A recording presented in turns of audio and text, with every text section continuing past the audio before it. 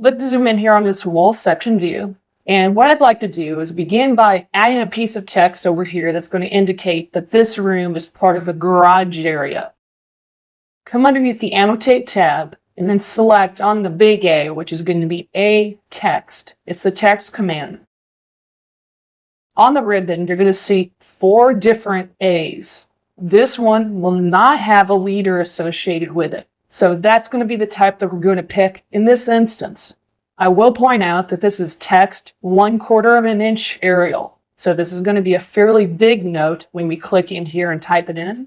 Somewhere in this general area where you can see my cursor moving around, click once, and we can start typing inside of the text box. Type in garage, and then click somewhere out in space when you're done typing. When you do that, you can now see that the word garage is there, and it's defining the fact that this area is our garage area. If we need to move this around, you'd select back on a piece of text, and there's these little arrows here that stand for drag. And if you click and hold your mouse button down on those arrows, you can then move that title around any place you feel like on the screen. We're not going to do this in this particular case, but I'll also point out it looks like sort of a circular arrow. By clicking on that and holding the mouse button down, we'd be able to rotate this text around whatever angle we needed it to be at. Now, perhaps the way that this is written isn't quite the way that we'd want it. Maybe instead we need to modify this text after the fact. Select back on that piece of text and then click on it really quick twice. If you do that, you'll then be able to modify it right from this screen. Perhaps I want this to read 2-car garage instead. I just use my arrow keys to come back to the front, though I could have clicked right in front of the G. I'm going to type 2-car. And one thing that you'll notice is that this starts to go down 1 row at a time when you do this. Go ahead and click out here in space. The reason why I did that is that it did create a text box when we first clicked and started typing in the word garage. Well, the box grew to whatever the length of the word garage was, and then it stopped. When we clicked back inside of the text box again, the text box knew at that point, so it kept itself at that size, and it just started doing these words one after another down like this because they can no longer fit into the box. If we want to make this box be a little bit bigger, we can. Just click on the text, move your mouse over here to this individual dot, which is technically called a grip. Hold your mouse button down on the dot, and you can pull it out as far as you want, or pull it in as far as you want in order to create the kind of text condition that you want to achieve. In this case, I'm going to leave it right about there, and I'll just have it say 2-car garage, and then click out here in the space. If we wanted to predefine the size of that text box, we could have done that as well. Now, I'm not going to actually type anything here. I just want to show you the process of predefining the text box. And that would have been by coming underneath the text command, clicking and holding your mouse button down, and then dragging the size you'd like the text box to be, then letting go. And you can see how long this would be automatically. And if I'd start to type, once I got to the end, it'd wrap the next word down to the next line, come to the end, wrap the next word down to the following line. Now, since I don't want to type anything in this box, I'm just going to click out here in the space. Now, the next thing I'd like to do is start to label what some of these inner materials are on our wall section. I'm going to pick this next one, which is called 2 segments. This one, which is curved, and this one, which is 1 segment, all do basically the exact same thing. The only difference is how the arrow looks. This one is going to have an arrow that looks just like this arrow looks on the preview that's going to pop out here in just a second. It's going to go up, and then it's going to curve over. It's going to be a nice hard angle. The curved, very similar, except it has a curved arrow at the end. And then the top one, which is 1 segment, doesn't have that extra extension at the end. It's just a straight line and then stops right there at the end. Let's start by doing the 2 segment. Click here in this general area, move up, click right about here, come over, and you'll notice that when you come over to where the text is at down below, you'll get a blue dashed line that shows up. This blue dashed line will show up anytime that you move your text over to an area that's lined up with another piece of text. This allows you to quickly be able to line your text up without needing to draw an extra line to know that these are in fact in a nice clean line. Once you get to this dashed line, just click and you can start to type in. In this case, it's going to be 2x6 studs at 16 inches on center. The @ symbol, 16 inches OC for on center. If at this point you click enter, it'll take you down to the next line, and if there was more you needed to add, you could continue to type. In this case though, I don't need to, so just click somewhere out here in the space to finish off the command. We're going to hit escape a couple times on the keyboard. Once again, we're going to come back up to the text command, and in this case I'm going to show you the curved arrow. So pick on curved, click in roughly the same kind of area. You'll see that blue dash line that tells you that yes, indeed, your text is lined up. You can click there. Once you get to this spot, the next thing that you should type in is going to be R-19 bat insulation, and then click in order to end the command. And you can see that all this text is lined up. Now, the next thing I'd like to show is the fact that even after the text has been placed, we've already proven that the text can be changed by clicking on it and then clicking in the box again and then typing in something new. But in this case, these are both 1/4 inch tall, which is really too big. So underneath properties, under the type selector list, we're going to change these to be 3/32 seconds Arial. We can see that the notes are much smaller now. The truth is that this is at a 1/4 inch print size, and this is at 3/32 seconds of an inch. So no matter what the scale of that view is, this will always be at the correct print size. So 3/32 seconds will always print at 3/32 seconds of an inch. If we select back up here where the text is at again, I'll point out that there is the one segment option. I'm going to move back down here again, click in this area right here. We can see that the dashed line is showing up. I'm going to change this to be 3/32 seconds Arial before I make my next click. So it means when I place this text and I type in airspace, that's going to be that 3/32 seconds Arial font. And the last thing to know as far as this text is concerned is if I select back on any of these pieces of text, look over here underneath properties. Right now we've been talking about the 3/32 seconds as well as the 1/4 inch Arial under the type selector list. The reason why they have those properties beyond just the properties we've seen up here is if you select on the edit type button, you'll see that this is the font and it's a Windows font. It's always going to need to be a Windows font. This is the size that the font would be, the width that the font would be, and the rest of the properties associated with such things as the arrow. So in order to place text inside of your Revit dialog, and I'm just going to go ahead and select on OK to that. Remember, it's underneath the Annotate tab, and it's the big A with the word text next to it. You select on that, choose whether or not you want to have an arrow or not. You can find your dimensions underneath the Annotate tab. You'll see that there's a dimension section, and in this section there's aligned, linear, angular, radial, diameter, and arc length options for the different kinds of dimensions that you can place. I'll go ahead and mention that the arc length dimension, what it allows you to do is pick one spot along an arc, pick another spot along an arc, and then it will place the dimension, much like the dimensions you see currently on the screen, along that distance between the first spot and the second spot that you clicked along the arc. Radial and diameter will both give you either the radius or the diameter of whatever circle it is that you pick. Angular, that will give you the angle between the first wall that you select and the next wall that you select, or lines that you select, or any objects that you select. Linear dimensioning goes straight across, so it'd be from left to right or up and down. A line will place a dimension which is aligned with those walls that you're trying to dimension. So if your wall is at an angle, your dimension will be at an angle as well. My personal favorite is going to be the align dimension because you can do so much with it, and we'll take a look at that here in just a moment. But let's start off by using the linear dimension. So select on the linear. And what I'd like to do is do a dimension from this intersection. So click right at the intersection where these two mullions come together. Zoom in to the other side of your building. Pick the intersection where those mullions come together. And you can pull this dimension string up and then click wherever you'd like it to be placed. We zoom in, we can see that this overall dimension is 84 feet 5 inches.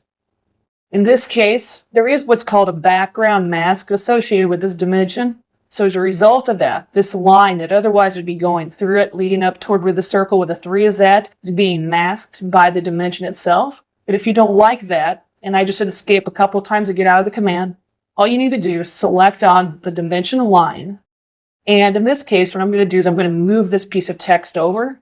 And you'll see as I move the dimension over, you'll get a leader that moves over along with it and will always point back at that original dimension line. So in this case, we can still tell this 84 feet 5 inches is pointing back to this dimension. Now in this case, we really probably don't need to have this leader here. If we want to remove the leader so it doesn't even show up, we can do that by selecting on the dimension. Underneath the options bar on top, you can clear the check mark for leader, and you'll see that that leader line will now go away. Now I'm just going to click to finish off that command. And we could continue to do dimensions like that going down the side. Annotate linear. Pick that intersection right there. And it's really hard to see. It's one of the reasons why I dislike using linear at times. Click that endpoint there, and then pull it over in this direction. Now I'm going to select back on that line. Clear the leader checkbox so I don't get that extra little leader line showing up. And then I'm going to drag the text by clicking on the little dot there and drag it just down so it's no longer touching this line. So linear dimensioning allows you to click one spot, click another spot, and then you'll get an overall dimension for that length. A line, though, like I mentioned earlier, is probably my favorite dimension to use. If you select on a line, there's a couple of different ways to use an align dimension. First off, we should know that we're going to be dimensioning to the wall faces, or maybe to the wall center lines, or we can even do it to the core faces, which would be the face of the structural members inside of the wall. And we have our choice as to what it is we like to dimension to. In this case, I think I'm going to actually choose the faces of core.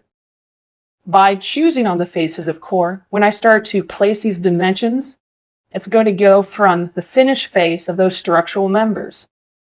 I'd like to place a dimension string just going across the interior right here. So I'm going to start by picking this line on the inside edge of the men's room. I'm going to pick another line there. I'm going to completely skip over these walls here just for now, and then click here, come over, click again on the next face of the wall, and then click on the face of the wall there along the break room. And you can see that I can begin to move these dimensions up or down and place them wherever I choose along this room. In this case, so I can kind of get away from most things, I'm going to come all the way down to the very bottom and then click and hit escape a couple times on the keyboard. At this point, I'm going to select back on that dimension string. I'm going to move this 18-foot dimension over by clicking on the little grip and pulling it over. See that if I wanted to, I could always remove the leader so that that leader is no longer associated with that dimension. You'll see that I have this 0 feet 3 5/8 inch dimension. I'm going to pull it over as well. We're looking at the 0 feet 3 5/8 inch dimension. Typically, we usually don't have this 0 feet. Most people that I know don't do that.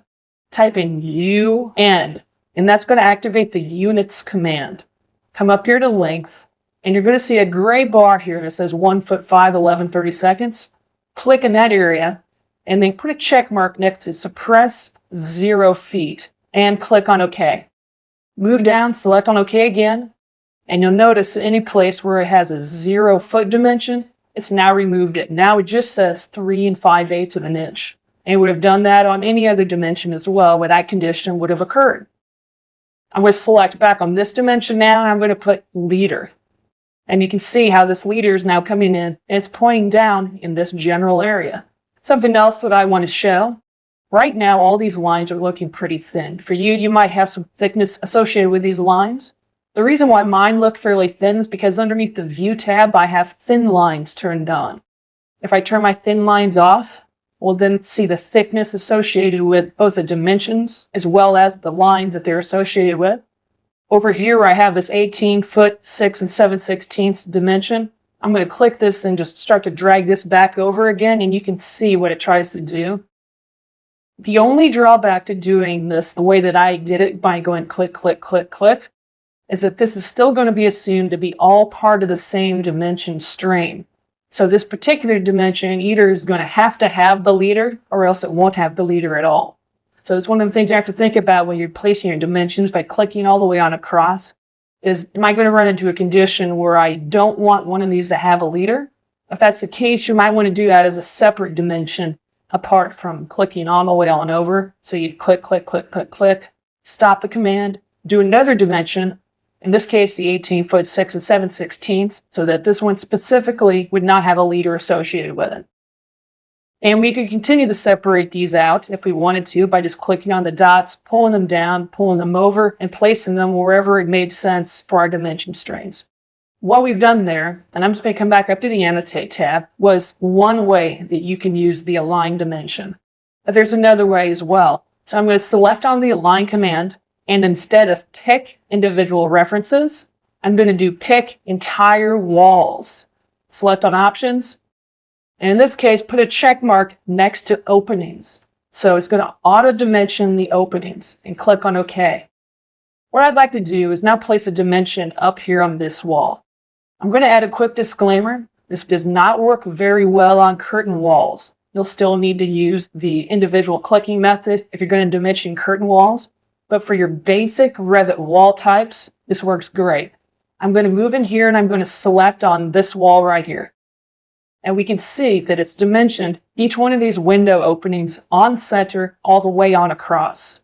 Now maybe we didn't want this to be dimensioned on center. Maybe we wanted it to be dimensioned to the edge of the openings themselves. We could have done that too. Once again, underneath Options here, and instead of having openings being to the centers, we could have chosen openings being to the widths. Instead, click on OK. Now I'm going to dimension this wall right here, and we can see that it's done it to the widths now. The way that we originally told this to dimension is to the faces of core. That's the reason why this dimension string is going to the location that it's at, but we can adjust this after the fact as well. I'm going to click right here where this dot is at, and I'm going to hold my mouse button down and drag this to the outside edge and let go. And you can now see it's dimensioning to the outside edge of the wall. You could do the same thing up here. Click, hold your mouse button down, and drag it to the outside edge. When it highlights, you can let go, and it'll adjust those dimensions accordingly. I'm going to hit Escape a couple times on my keyboard just to get out of the command. I'm going to select on this dimension string going across the top. And I also want to mention there's one other thing that you can do. Instead of clicking and holding your mouse button down, you can just click once, and it'll start to cycle through all the different things that it can dimension to. In this case, it's continuing to try to dimension to the faces of the core. On the other hand, if we change this to be wall faces instead, and now try to click on this dot to see if it makes any difference in this case. Okay, it's not making a difference, so just click on the dot and drag it out to the end, let go, and you can see it's now going to go out to the end. If this had been set at wall faces by default, that's where the dimension would have went to by default. Instead of just to the inside edge, it would have went to the outside edge, the wall face instead. So it just would have dimensioned it correctly. Now we're going to zoom back out again. We can see that this placed those dimensions in each of those locations. This also works pretty well if you're going to be dimensioning such things as some of your interior walls. If we take a look at the Align dimension one more time, entire walls, wall face is going to work just fine for me. As far as this, I can do intersecting walls as well. Click on OK. I'm going to pick this wall, and now any wall that intersects this wall, this wall, this wall, this wall, this wall, will now get a dimension. Click, and you can see that dimension string is going to get created for each one of these individual walls. Now, I don't really want to place this one because I've done most of this already down here, so I'm just going to hit the Escape key on my keyboard to get out of the dimensioning command. I don't really have a good radius to dimension to, so I'm not going to show the radial or diameter, but basically it's just a matter of selecting the command, selecting the circle, and it'll automatically place it in there. With arc length, it's basically the same way. You click arc length, click the arc you want to dimension, click the two spots on the arc that you want the dimension to dimension to, and it'll automatically give you the dimension.